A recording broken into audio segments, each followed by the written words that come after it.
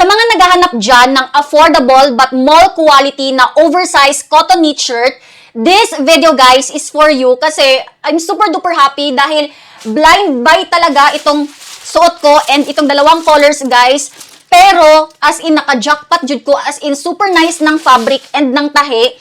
So ganito yung itsura ng kwelyo ng knit shirt na to. Ayun oh. Grabe, napakapulido ng tahi and legit talaga guys na cotton knit shirt siya. Ayun oh. So tayo ako ha para makita nyo po itong color peach. So ang size nito mga kapatids, kasya for medium to oversize.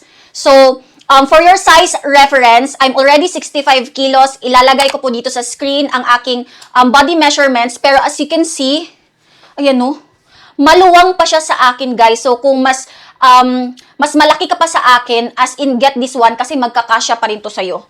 And what I love about this shirt, except sa, na-mention ko kanina na maganda ang pagkatahi, maganda ang fabric, yung ano niya, yung sleeves, perfect sa mga katulad ko na malaki ang braso. Ayan no. So, tagong-tago mga kapatids.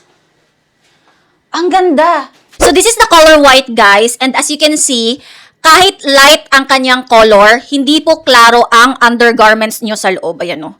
You need to get this kasi we all know you cannot go wrong with color white. So, sukat ko na itong color teal para makita nyo. So, this is the color teal naman guys. And I'm surprised kasi ang lakas makaputi ng color na to. And I want you to know na ang dami pang colors na available. Merong mustard, sage green, pink, you name it mga kapatids. I-check nyo lang tong yellow basket na nilink ko kasi grabe, hindi talaga kayo magsisisi kasi ang retail price ito mga kapatids, below 150. Diba? Asa ka makakita ka ng affordable na shirt plus mall quality ang tela. As in, diligid ko maulawan na i-recommend ni sa inyo guys. Pero nabili ko lang to ng 99 pesos kasi naka-flash sale, okay?